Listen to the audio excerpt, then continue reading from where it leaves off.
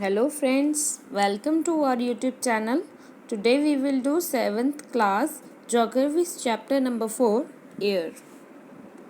Our earth is surrounded by a huge blanket of air. जो हमारी धरती है वो घिरी हुई है एक ब्लैंकेट के साथ, एयर के ब्लैंकेट के साथ, जिसको एटमॉस्फेयर बोला जाता है.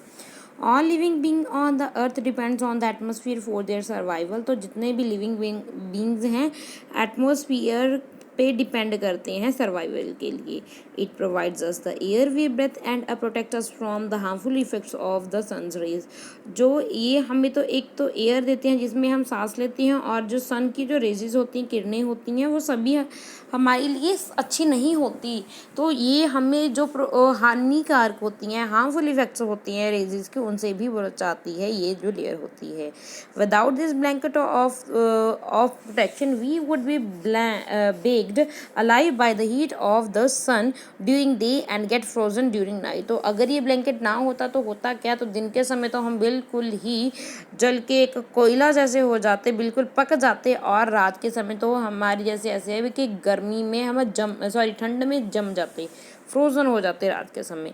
सो it is the mass of the air that has made the temperature on the earth livable. तो ये जो एयर है, एटमॉस्फियर है, ये जो मास है एयर का, वही जो हमारी धरती में जो टेम्परेचर है वो लिवेबल बनाता है, यानी कि जीने योग्य बनाता है. Composition of the atmosphere. Atmosphere में क्या क्या कंपोजिशन है, क्या कौन कौन सी गैसें वगैरह सब कुछ पाया जाता है, वो देखेंगे. Do you know that the air we take in while breathing is actually mixture of many gases. जो हम एयर लेती हैं, हवा लेती हैं, इसमें ये मिक्सचर है बहुत सी गैसों का. Nitrogen and oxygen are the two gases which make up of the bulk of the atmosphere. यानी कि ज़्यादातर जो हमारी एयर में नाइट्रोजन और ऑक्सीजन गैस पाई जाती है, बल्क में पाई जाती है, ज़्यादातर ये पाई जाती है. Carbon dioxide, helium, ozone, argon and hydrogen are found in lesser quantity. और ये जो बाकी गैसेज हैं वो जैसे कि कार्बन डाइऑक्साइड है, एरागन है, और जो गैसेज है वो बहुत कम मात्रा में पाई जाती हैं. Apart from these gases tiny dust particles are all present in the air. तो जितने भी डस्ट पार्टिकल्स हैं वो भी एयर में होते हैं. द पाई चार्ट, ये तो पाई चार्ट आप देख सकते हो, इसमें आप अच्छे से परसेंटेज चेक कर सकते हो एयर की. ठीक है.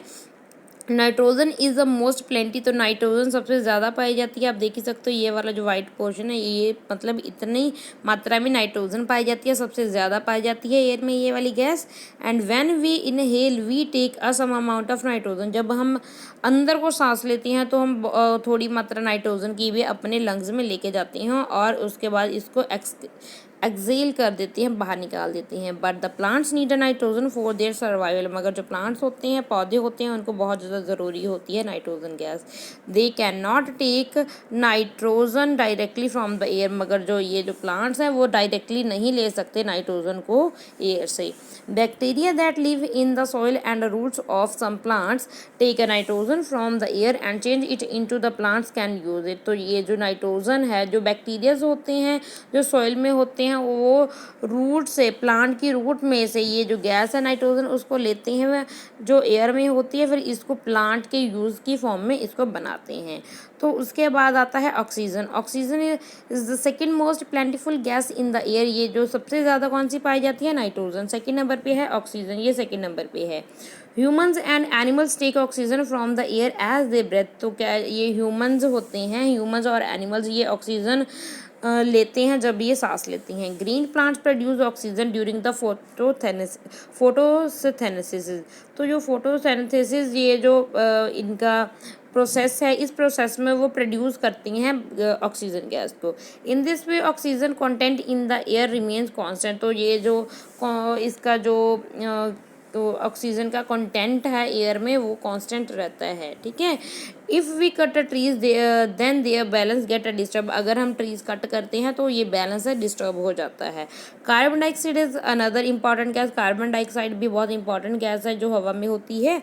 Green plants use a carbon dioxide to make their food and release oxygen. तो ये जो कार्बन डाइऑक्साइड को जो प्लांट्स है वो यूज़ करते हैं अपना फूड बनाने के लिए और वो रिलीज़ करते हैं oxygen.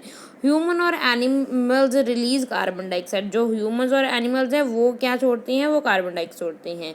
The amount of carbon dioxide release by the human और animal seems to be equal to the amounts used by the plants which make a perfect balance. जितनी कार्बन डाइऑक्साइड एनिमल्स और humans छोड़ते हैं उतनी ही equal amount में जो plants हैं वो उसको ले लेते हैं, यूज़ कर लेते हैं, जिसकी वजह से परफेक्ट बैलेंस बना रहता है धरती पे।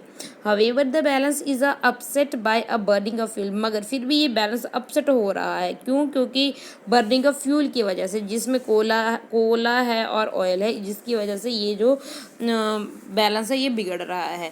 दे add billions of tons and the carbon dioxide into the atmosphere each year. ये जो हम कोला वगैरह और ऑयल यूज़ करते हैं, पेट्रोल वगैरह यूज़ करते हैं, जिससे बहुत ज़्यादा कार्बन डाइऑक्साइड निकलती है और ये बहुत हानिकारक होती है।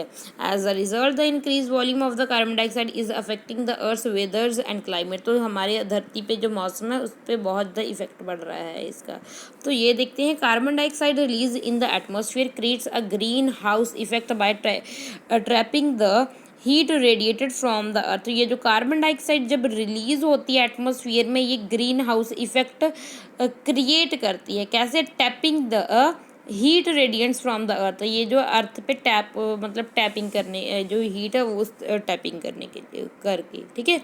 It is therefore called a greenhouse. तो इसको हम ग्रीन हाउस गैस बोलते हैं। Without it the earth would have been a too cold to live in. तो ये अगर कार्बन डाइऑक्साइड नहीं होगी तो जो हमारी धरती है वो बहुत ज़्यादा ठंडी हो जाएगी, बहुत कोल्ड हो जाएगी कि इसमें रहना मुश्किल हो जाएगा। However when it is levelled in the atmosphere increase due to the factory smoke और the car fumes, the heat retains increase and temperature of the earth, it is called the global warming. जब ये carbon dioxide यानी कि बहुत ज़्यादा निकलती है, ये जो धुआं वगैरह है, ये जो फ्यूल हम यूज़ करते हैं, ठीक है, जो फैक्ट्री का स्मोक्स है, तो इससे क्या होता है भाई, बहुत ज़्यादा ये कार्बन डाइऑक्साइड बढ़ जाती है, तो ये जो टेम्परेचर है वो टेम्परेचर भी इंक्रीज़ होने लग जाता है। तो इस प्रोसेस को हम बोलते हैं global warming. This rise in a temperature cause the snow in a coldest part of the world to melt. तो जितना भी स्नो होती है, जो बर्फ़ होती है, वो ज़्यादा टेम्परेचर होने की वजह से वो भी पिघलना शुरू हो जाती है बर्फ़। As a result the sea level rise. तो सी लेवल राइज हो जाती हैं, सी लेवल और ऊँचे होने लगते हैं। Causes flood in the coastal area. जो आसपास के इलाके, समुद्री इलाके होते हैं, तो वहाँ पे फ्लड्स बाढ़ आनी शुरू हो जाती है। There may be drastic changes in the climate of a place leading to extensive of some plants and animals in long run. तो ये जिसकी वजह से ये बहुत से जो प्लांट्स हैं और एनिमल्स हैं ये भी खतरे की कगार पे ख़त्म होने वाली हैं, ख़त्म भी हो गई हैं। ओके, तो आगे देखते हैं। तो ये देखिए जी, व्हेन एयर इज़ हीटेड। जब एयर गर्म होती है, इट एक्सपैंड्स। तो ये एक्सपैंड होती है। Become lighter and goes up. तो ये जब हीट होती है, गर्मी होती है, तो वो लाइट होती है और वो ऊपर की तरफ जाती है। Okay, cold air is denser and heavy. मगर जो ठंडी हवा होती है वो डेंसर होती है, भारी होती है वो, that's why it tends to a sink down. तो वो नीचे आती है। व्हेन हॉट एयर राइजेज, तो हॉट एयर राइज होती है, कूल्ड क्या करती है, वो नीचे वाले एरिया में रहती है, ठीक है, नीचे के एरिया में उस गैप को फिल करती रहती है। That's how the air circulation take place. तो ये मतलब ऐसे ये सर्कुलेशन चलता रहता है एयर का। ओके, गर्म हवा ऊपर और ठंडी हवा नीचे। तो ये देख सकते हो आप, advertisements read and ponder is global warming a serious issue in today's world. तो ये देखो बहुत सीरियस इशूज है। देखो जी, stop scientist offers way out of a global warming. तो ये देखो ग्लोबल वार्मिंग से निकलने का रास्ता बता रही हैं ये जो मतलब साइंटिस्ट हैं। Global scene likely tend CO2 means carbon dioxide level at a 8 lakh year high. Warming unstoppable. Warming यानी कि गर्माहट बहुत ज़्यादा हो रही है। The winter was the warmest on the record. तो विंटर्स यानी कि बहुत ज़्यादा वार्मेस्ट, यानी कि ठंडे का मौसम है मगर फिर भी बहुत ज़्यादा गर्मी रिकॉर्ड की गई USA में। Global warming can bring a back Jurassic area. तो ये जो इससे यानी कि बहुत ज़्यादा पहले वाला वो आ सकता है, जैसे कि जब पहले हमारी धरती बहुत गर्म होती थी, इस तरीके का वो इंटरफेस आ सकता है ग्लोबल वार्मिंग। यानी कि ये न्यूज़ ये समय बता बता रही हैं कि ये बहुत एक गंभीर मसला है ग्लोबल वार्मिंग का। अब हम बात करेंगे स्ट्रक्चर ऑफ द एटमॉस्फेयर।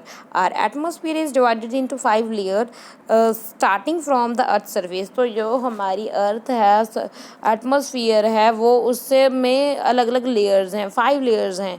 तो ये लेयर्स के शुरू होती हैं धरती के टॉप से, ठीक है, जैसे जैसे धरती के ऊपर जाती हैं। तो कौन कौन सी है? सबसे पहली है ट्रोपोस्फियर, दूसरी है स्ट्रेटोस्फियर, तीसरी है मेसोस्फियर, चौथी है थर्मोस्फियर, देन है एक्सोस्फियर। ये आप देख सकते हो यहाँ पे, है ना। तो ये देखो आप बहुत ध्यान से, मैं बता देती हूँ। ये है ट्रोपोस्फियर, ठीक है। ये देखो माउंट एवरेस्ट है यहाँ पे, ठीक है। तो ये है ट्रोपोज, ठीक है। ये बता दिए। यहाँ पे ओजोन है, ये स्ट्रेटोस्फियर, यहाँ पे एयरप्लेन चलते हैं। ये स्ट्रेटोस्पॉज है, यहाँ पे जाने के ख़त्म होता है। मीजोस्फियर, ये यहाँ पे ख़त्म होता है। ये थर्मोस्फियर, ये एक्सोस्फियर, ठीक है। ये है 5 लेयर्स यू कैन सी। तो हाइट भी बताई गई है किलोमीटर्स में, आप देख सकते हो 10 किलोमीटर तक की है ये हमारी ट्रोपोस्फियर। तो 50 से कम थोड़ी सी ये है स्ट्रेटोस्फियर। और मीसोस्फियर है 85 से ऊपर। और ये 100 से भी ऊपर की जो लेयर है उसको एक्सोस्फियर बोला जाता है। ओके, तो अब हम 1 बाय 1 डिटेल से देखते हैं। Troposphere this layer is the most important layer of the अर्थ। तो ये बहुत इम्पॉर्टेंट लेयर है ये एटमॉस्फेयर की, troposphere. It's average height is 13 kilometre. ये इसकी एवरेज हाइट है वो 13 किलोमीटर है, 13 किलोमीटर है। The air we breathe exist है, जिसमें हम सांस लेते हैं वो एयर इसी में से मिलती है, इसी लेयर में है। Almost all the weather phenomena like a rainfall, fog, hailstorm occurs in this layer. जो भी वगैरह फॉग होती है, हेल होती है, रेनफॉल होती है, वो इसी लेयर में होता है, ट्रोपोस्फियर में होता है। ओके, आगे है stratosphere. Stratosphere above the troposphere lies the stratosphere. तो ट्रोपोस्फियर के बाद कौन सी लेयर आती है? ये आती है ट्रोपोस्फियर आती है। It extend up to height 50 kilometre, 50 kilometre तक की हाइट पे जाती है। This layer is almost free from a clouds and associated weather phenomena. ये यानी कि क्लाउड्स और ये वेदर के साथ जितने भी एसोसिएटेड फिनोमिना उनसे फ्री है। Making condition most ideal to flying aeroplane. तो इसी यानी कि स्ट्रेटोस्फियर में क्या जी, एरोप्लेन्स चलते हैं। One important feature of the stratosphere is that it is a contain a layer of zone. तो इसी में अजोन लेयर है, जिसको हम लेयर ऑफ अजोन गैस भी बोलते हैं। We have just learn it how it protect us from the harmful effects of the sun rays. तो ये वही लेयर की बात कर रहे हैं। अजोन लेयर वो लेयर है जो हमें बचाती है, जो हार्मफुल रेजेस होती हैं सन की, उससे हमें बचाती है, वो स्ट्रेटोस्फियर में है। यानी कि याद रखना है, अजोन लेयर स्ट्रेटोस्फियर में और एरोप्लेन भी स्ट्रेटोस्फियर में ही चलते हैं। आगे है mesosphere. Mesosphere is this is the third layer of the atmosphere. ये तीसरी लेयर है एटमॉस्फेयर की। It lies above the stratosphere, stratosphere के ऊपर है। It extend up to the height 80 kilometre, 80 kilometre तक के ये इसकी हाइट है। Meteoroids burn up to the layer on entering from the space. तो ये जो मेट्रॉइड्स होते हैं वो बर्न लग जाते हैं, जलने लग जाते हैं जब वो स्पेस में एंटर होते हैं। आगे है thermosphere. Thermosphere in the thermosphere temperature rise very rapidly. तो थर्मोस्फियर में जो टेम्परेचर है वो बहुत ज़्यादा राइज होने लगता है, इंक्रीजिंग हाइट, जैसे जैसे हाइट इंक्रीज होती है। Ionosphere is a part of this layer. तो ये लियोनोस्फियर इसी लेयर में है part. It extend between 80 to 400 kilometre. This layer helps in a radio transmission. ये जो लेयर है इसमें जो रेडियो ट्रांसमिशन होती हैं, in fact radio waves transmitted from the earth are reflected back to the earth by this layer. तो इसी layer से जो रेडियस पहले जाती हैं फिर वापस धरती पे आती हैं इसी लेयर के अंदर। उसके बाद आते हैं exosphere. Exosphere the upper most layer of the atmosphere. ये सबसे ऊपर वाली लेयर है एटमॉस्फेयर की, जिसको एक्सोस्फियर बोला जाता है। This layer has very thin layer. तो जो ये जो लेयर है ये बहुत थिन है, यानी कि बहुत पतली है। Okay, lighter gas like a helium hydrogen floats on the surface of from here. तो ये इसी स्पेस पे यानी कि हीलियम और ये जो हाइड्रोजन गैसेस फ्लोट करती रहती हैं। ठीक है, आगे हम पढ़ेंगे वेदर एंड क्लाइमेट के बारे में। Is it going to rain today, क्या आज बारिश हो रही है? Will it be bright and sunny today, क्या आज सूरज चमक रहा है? How many times have you hear this from anxious cricket fans और स्पेशियस टू फेट और वन डे मैच। तो क्या जी ये बातें अपने क्रिकेट में जो फैंस होते हैं उनसे ये कितनी चिंतादार बात होती है अगर ये बारिश वगैरह होती, क्योंकि उनका तो ये देखना रह जाता है ना। If we imagine our body to be a radio, अगर हम अब सोचें, इमेजिन करें कि जो हमारी बॉडी है वो एक रेडियो है, and the mind is speaker, जो हमारा माइंड है, दिमाग है, वो एक स्पीकर है। Weather is something that a fiddles with a control knobs, और ये जो वेदर है वे एक फिडल्स होती हैं जो कंट्रोल करती हैं नॉब्स को। Okay, weather is this a hour to hour, जो वेदर होता है वो आर टू आर, घंटे टू घंटे होते हैं, day to day condition of the atmosphere, यानी कि घंटे टू घंटे, दिन से दिन तक का जो एटमोसफियर होता है उसको हम क्या बोलते हैं? उसको हम बोलते हैं वेदर। ओके, कहते अ हॉट और a humid weather may work by irritable, तो अगर ज़्यादा बहुत हॉट और ह्यूमिड वेदर होगा तो वो इरिटेबल हो सकता है वन टाइम। अब प्लीजेंट ब्रीजी वेदर, अगर प्लीजेंट जो शांत और ब्रीजी थोड़ी थोड़ी हवा चल रही हो, मे मेक अ चीयरफुल, जिससे बहुत मज़ा आता, चीयरफुल लगता है। इवन प्लान टू आना आउटिंग, तो हमारा दिल करता है बाहर जाने को। Weather can change dramatically from day to day, तो ये दिन ब दिन बदलता रहता है, कभी सनी होता है, कभी क्लाउडी होता है, अलग अलग होते रहते हैं। ठीक है जी। However the average weather condition of the place for a long period of time represent the climate of that place, तो अगर बहुत लंबे समय तक एक प्लेस में एक जो कंडीशन मतलब एवरेज कंडीशन उससे नापी गई हैं, मेजर की गई हैं, उसको हम क्लाइमेट बोलते हैं। Now do you understand why we have a daily weather forecast, अब आपको समझ में आ गई होगी कि ये डेली फोरकास्ट वगैरह क्यों होती हैं। तो अब हम पढ़ेंगे टेम्परेचर के बारे में। सबसे पहले ये हम लेट्स डू में देख लेते हैं। For 10 days note down a weather reports for a local newspaper, local newspaper में अपना आप देखोगे वेदर फोरकास्ट दिल्ली की डेली आती है, तो आपने 10 days की जो वेदर रिपोर्ट्स है वो देखनी है लोकल न्यूज़पेपर में, और observe the changes occurring in weather, तो ऑब्जर्व भी करना है कि कैसे चेंजेस हो रहे हैं वेदर में।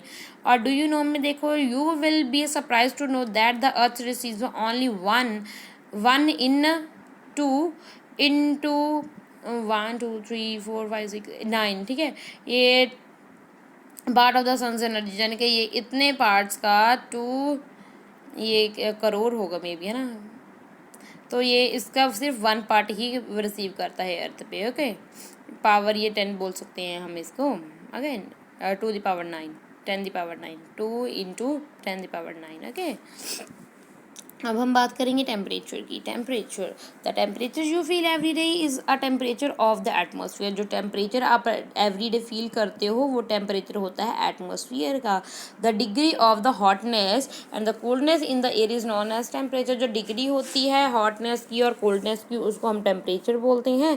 The temperature of the atmosphere changes not only between a day and night but also from season two season, तो ऐसा नहीं है ये जो डे एंड नाइट में ही चेंज होता है जो टेम्परेचर, ये सीज़न टू सीज़न भी चेंज होता रहता है। Summers are hotter than winter, जो समर्स होते हैं वो ज़्यादा गर्म होते हैं विंटर्स के अगर उसके साथ कंपैरिजन करें।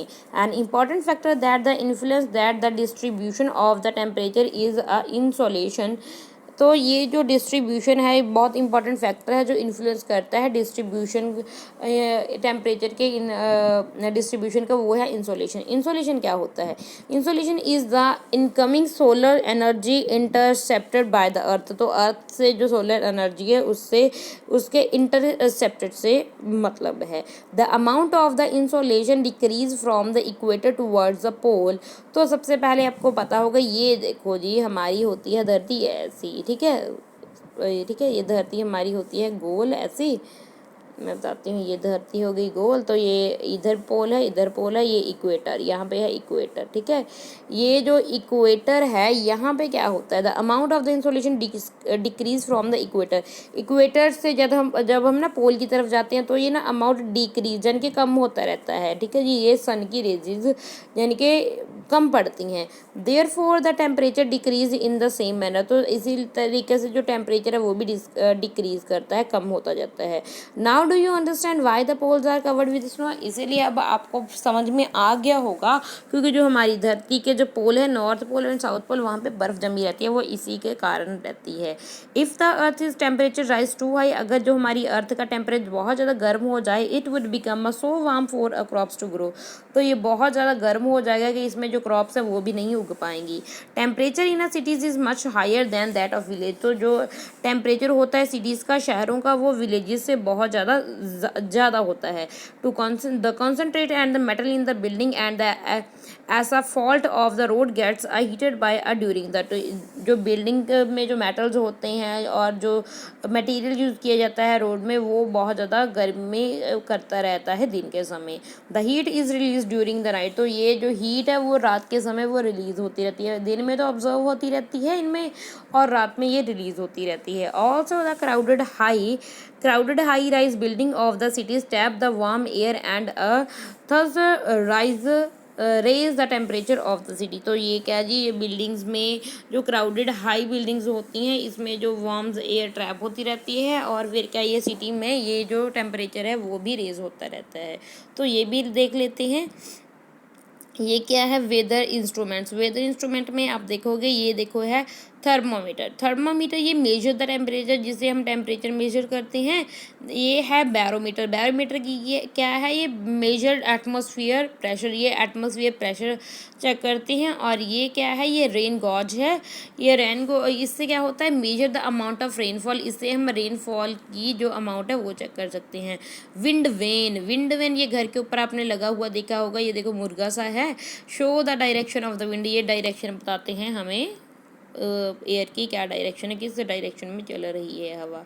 तो डू यू नो में the standard unit of the measuring temperature it's degree Celsius, तो डिग्री सेल्सियस में हम मापते हैं टेम्परेचर टेम्परेचर को। It was invented by the Anders Celsius, तो उनके नाम से ही ये सेल्सियस रख दिया गया। On the Celsius scale the water freeze at 0 degree Celsius and boil at 100 degree Celsius, तो जो इस स्केल पे जो 0 डिग्री पे जो बर्फ़ जमनी शुरू हो जाती है और 100 डिग्री पे जो पानी बॉयल होना शुरू हो जाता है। ओके, तो डू यू नो में ये भी देख लिखते हैं। On the moon there is no air hands no air pressure, तो जो हमारा मून है, चंद्रमा है, वहाँ पे कोई भी एयर नहीं है, जिसकी वजह से कोई प्रेशर भी नहीं है यहाँ पे।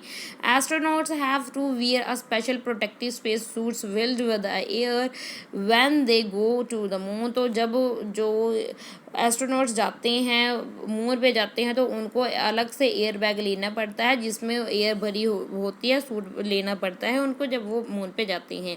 If they did not wear this space suits, अगर वो ये स्पेस सूट्स नहीं पहनेंगे, the counter pressure exerted by the body of the astronauts would make the blood vessel burst, तो ये क्योंकि हमारी बॉडी के अंदर भी तो हवा है ना, तो हवा का जो प्रेशर है वो इतना ज़्यादा बाहर की तरफ आएगा, जो हमारी अंदर वाला जो हवा का प्रेशर है वो बाहर की तरफ आएगा, तो जिससे होगा क्या, तो वो जो हमारे वेसल्स हैं ना, नाड़ियाँ, वो फट सकती हैं। द एस्ट्रोनट्स वुड ब्लीड, तो वो जो एस्ट्रोनट्स में खून ही खून आने लग जाएगा। Okay, the wind is named from after a direction from a which is blow, जो विंड का नेम है वो उसकी डायरेक्शन फ्रॉम से लिया जाता है। जैसे कि the wind blowing from the west is called a westerly, जो वेस्ट से विंड आएगी तो उसको वेस्टर्ली विंड बोला जाता है। तो अब हम देखने वाले हैं तो एयर प्रेशर के बारे में। Air pressure, you will be surprised to know that air above us presses us with a great force on our body, तो ये जो आपने ये सरप्राइजिंग हो गया आप पे जान के, जो हमारा एयर है वो हमें प्रेस करती रहती है हमारी बॉडी को। However we don't even feel, मगर हम फील नहीं करते। This is because the air presses us from all direction and our body exerts a counter pressure, तो क्या होता है, क्योंकि जो हमारी बॉडी के इर्द गिर्द चारों ओर ही क्या होती है, ये एयर प्रेशर होता है और हमारी बॉडी के अंदर भी एयर होती है, वो क्या जी उसको काउंटर प्रेशर करते रहते हैं। तो air pressure is defined as a pressure exerted by the weight of the air on the earth's surface. As we go up the layer of the atmosphere, the pressure falls rapidly. जैसे जैसे हम ऊपर की तरफ जाएंगे तो ये जो प्रेशर है एयर का वो रैपिडली फॉल होता जाएगा, गिरता चले जाएगा। The air pressure is highest at the sea level. तो सी लेवल पे ये सबसे ज़्यादा होता है, हायर प्रेशर होता है। And the decrease with the height, जैसे जैसे हम ऊपर की तरफ जाते हैं तो ये डिक्रीज यानी कि कम होता चला जाता है। Horizontally the distribution of the air pressure is influenced by the temperature of the air at a given place. तो ये क्या होता है, हॉरिजॉन्टली जो ये डिस्ट्रीब्यूशन है एयर प्रेशर का, ये इन्फ्लुएंस करता है टेम्परेचर को एयर के और जो पर्टिकुलर प्लेस के। In area where temperature is high the air gets a heated and riser. जहाँ पे जो टेम्परेचर है हाई है, ज़्यादा है, तो वहाँ पे जो एयर है वो हीटेड होगी और राइज होगी। हमने बात की थी ना, जो गर्म हवा होती है वो ऊपर की तरफ जाती है और ठंडी होता है वो नीचे की तरफ उस स्पेस को फिल करती रहती है। This creates a low pressure area, और जिससे वो लो प्रेशर एरिया बनता है। Low pressure is associated with the cloudy skies and wet weather. जो लो प्रेशर्स होती हैं वो क्लाउडी स्काइज और वेट वेदर्स होते हैं। Okay, in area having a low pressure, जहाँ वो एरिया जहाँ पे लोअर प्रेशर होता है, द एयर इज कोल्ड, तब वहाँ पे जो एयर है वो ठंडी होगी। It is therefore heavy, तो क्योंकि ये हैवी होता है इसकी वजह से। Okay, heavy air sinks and creates a high pressure area. तो जो हैवी एयर है वो नीचे की तरफ आती रहती है, जिससे वो हाई प्रेशर एरिया कहते हैं उसको। High pressure is associated with a clear and sunny skies. तो हाई प्रेशर एरिया वो एरिया होता है जहाँ पे सनी और क्लियर स्काई होती हैं। The air always moves from a high pressure area to low pressure area. जो एयर है, हवा है, वो हमेशा ही high pressure to low pressure area की तरफ जाती है। High pressure to low pressure की तरफ जाती है, ये याद रखना है। आगे हम पढ़ेंगे विंड के बारे में। तो चैप्टर देखने कितना रहता है हमारा, तो कंप्लीट कर ही लेते हैं भाई एक ही वीडियो में, है ना। तो wind, the movement of the air from a high pressure R to low pressure area is called wind। जो मूवमेंट होती है एयर की जो मूवमेंट होती है high pressure to low pressure, इसी मूवमेंट को हम क्या बोलते हैं, विंड बोलते हैं। You can see wind at a work as it's blows dry leaves down the pavement और upward trees during a storm. तो ये हम देखते हैं, तो आपने विंड को देखा होगा कि ये जो ड्राई यानी कि सूखे हुए पत्ते हैं उसको उड़ा के लेके जाती है पेवमेंट पे, और uproot trees during the storm. तो जो अपरूट ट्रीज हैं उसको बहुत ज़्यादा स्टॉर्म में लेके जाती है, तूफान में, है ना, उखाड़ देती है विंड, है ना। Some time when the wind blows gently you can even see it blowing away smoke और फाइन डस्ट। अगर बहुत बार आप ऐसे भी देखोगे कि जो विंड है ना, अपने साथ जो स्मोक है और जो डस्ट है वो भी अपने साथ वो ब्लो करती है। Okay, at time wind can be so strong that it is a difficult to walk against it. तो कभी कभी विंड ऐसी भी होती है, इतनी ज़्यादा स्ट्रॉन्ग होती है कि इसके साथ चलना बहुत ज़्यादा मुश्किल हो जाता है। ठीक है, you must have experienced it is not easily to hold an umbrella on a windy day. तो ये विंडी जिस दिन बहुत हवा चलती है तो वो अम्ब्रेला होल्ड करना भी बहुत मुश्किल हो जाता है। Think of some other example when a strong winds have created. तो बहुत ये आपने सोचना है, देखना है भी कौन से अब आपके साथ ऐसा हुआ कि जो बहुत स्ट्रॉन्ग विंड्स आई और कौन कौन सी आपको problems I. Winds can be broadly divided into 3 layer. जो विंड्स है हम उनको 3 लेयर्स में 3 टाइप्स में डिवाइड कर सकते हैं। एक होती है परमानेंट विंड्स। परमानेंट विंड्स कौन सी होती हैं, the trade winds. Permanent winds को ट्रेड विंड्स भी बोलते हैं। Okay, westerly and the easterly are the permanent winds. Westerly means जो वेस्ट से आती हैं, ईस्टर्ली जो ईस्ट से हवा आती हैं, ठीक है, वो वाली विंड्स को क्या जी परमानेंटली विंड्स बोला जाता है। They blow constantly through the year in the particular direction. ये एक ही डायरेक्शन में मतलब सारा साल चलती रहती हैं। आगे है सीजनल विंड्स। सीजनल विंड्स कौन सी होती हैं, these winds change their direction and different season two season. ये अपनी जो डायरेक्शन है वो चेंज करती रहती हैं। जैसे कि जब मानसून की बात करें इंडिया में, वो एक एग्जांपल है। ये मानसून जो हवाएं होती हैं, विंड्स होती हैं, वो सीजनल विंड्स विंड्स होती हैं। आगे है जी लोकल विंड्स। लोकल विंड्स क्या क्या मतलब है, these blow only during a particular period of the day और year in a small area. ये एक छोटे से इलाके में, एरिया में, एक पर्टिकुलर डे या ईयर में ही ये चलती हैं, ब्लो करती हैं।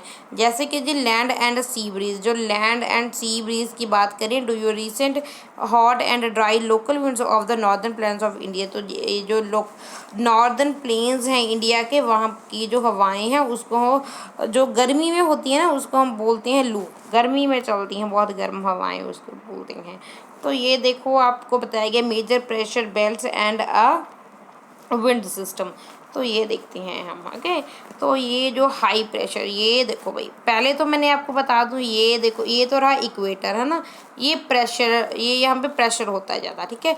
और ये होता है, ये हाई प्रेशर है, यहाँ पे भी हाई प्रेशर है, और ये यहाँ पे इक्वेटर पे लो प्रेशर है। High pressure, low pressure, high pressure, high pressure, यहाँ पे है लो प्रेशर। तो विंड्स हमने क्या देखा था कि हाई टू लो प्रेशर जाती हैं, है ना, हाई टू लो प्रेशर जाती हैं। तो अब देखो ये हाई है तो ये हवा इधर को जा रही है, ठीक है। ये यहाँ पे फिर लो प्रेशर है, इधर की तरफ आ गई। तो ये देखो यहाँ पे क्या है, यहाँ पे ये जो ट्रॉपिकल, ये क्या है जी, हाई प्रेशर है। तो हाई प्रेशर है तो ये यहाँ पे लो प्रेशर है, इधर की तरफ जा रही है, इधर भी लो प्रेशर है तो आधी इधर को आ रही हैं। इधर भी ऐसा ही है, तो हाई प्रेशर है तो इधर की तरफ आ रही हैं। तो यहाँ पे क्योंकि लो प्रेशर है तो लो प्रेशर है। तो ये देखो ये यहाँ पे लो प्रेशर है, यहाँ पे लो प्रेशर है, तो यहाँ पे हाई प्रेशर है, यहाँ पे हाई प्रेशर है। तो यहाँ पे इधर को भी आ रही, इधर को भी आ रही हैं। यानी कि इस तरीके से आती हैं विंड्स जहाँ पे लो प्रेशर होता है। तो लो प्रेशर दो इधर वाले एरिया पे, यानी कि दोनों की तरफ, ये दोनों तरफ से आ रही हैं हवाएं यहाँ पे। ओके, ये है। आगे है साइक्लोन। साइक्लोन देखते हैं हम, साइक्लोन होता क्या है।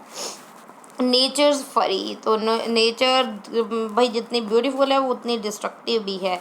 Orissa located on the eastern sea coast of India is a prone to cyclone that originate in the bay of Bengal. Bay of Bengal में बहुत ज़्यादा बड़ा साइक्लोन आया था, तूफान आया था 17 और 18 अक्टूबर 1999 को। Cyclone hit 5 district of the state. 5 जिलों को इस साइक्लोन ने मतलब पूरा तबाह कर दिया था। Another super cyclone occurs on the 29 अक्टूबर 1999। पहले तो 17 और 18 अक्टूबर को आया था, फिर आया था 29 अक्टूबर को आया था। That devastated a large portion of the state. तो जिसमें इस स्टेट को बहुत ज़्यादा हिस्सा इसको डिस्ट्रक्टिव कर दिया था, डिस्ट्रॉय हो गया था, ठीक है। This damage causes a very mainly due to the 3 factors. तो ये डैमेज का कारण क्या क्या क्या कारण थे, 3 मेन कारण थे। कौन कौन से, एक तो विंड की वेलोसिटी, दूसरा रेन और तीसरा टाइडल सर्ज। ओके, ये 3 कारण थे इस साइक्लोन के। The winds of up to 260 kilometre per hour lasted for over 36 hour. यानी कि 36 घंटे तक भाई इतनी तेज विंड्स चलती रही, 260 किलोमीटर प्रति आवर की, ठीक है। These high velocity winds uprooted trees. तो ये इतनी तेज उससे हुआ क्या, विंड से हुआ क्या, जो दरख्तों जड़ों से उखड़ गए भाई। डैमेज द कच्चा हाउस, जो कच्चे कच्चे घर थे वो सभी डैमेज हो गए। Roof top of the several industrial shades, जो शेड्स थे इंडस्ट्रियल शेड्स वो भी उड़ा दिए गए। ओके जी, इस विंड ने। And other houses were also blown away, बहुत से घर टूट गए। Power supplies and telecom lines are snapped completely. जो टेलीकॉम लाइन्स हैं ये सभी में इसमें यानी कि स्नैप्ड कर दिया, सत्यानाश कर दिया भाई। Heavy rain occurred under the influence of the cyclone for the 3 days continuously. तो उसके बाद भाई 3 दिन होता रहा, 3 दिन भाई बारिश होती रही इस एरिया में, उड़ीसा में। Okay, then these rain led to a flooding in the major river of Odisha। तो जो उड़ीसा की मेजर रिवर्स हैं वहाँ पे आ गया flood. The cyclone winters caused a tidal waves that swept 20 kilometre, जिससे वजह से भाई वहाँ पे आ गए हड़ आ गए, यानी कि बाढ़ आनी शुरू हो गई, बड़ी बड़ी लहरें बननी शुरू हो गई। Inland and brought a massive destruction of the coastal area. Coastal areas में बहुत ज़्यादा डिस्ट्रक्शन हुई। The 7 to 10 metre high tidal, यानी कि जी वेव्स हैं जी, जो समुद्री लहरें लहरें होती हैं उसकी जो 7 to 10 मीटर हाई तक की वेव्स थी intrude suddenly and caused a massive damage to the standing paddy crop. जो जितनी भी पैडी क्रॉप्स थी, चावल की जो क्रॉप्स थी, उसको उसने क्या कर दिया, तबाह कर दिया।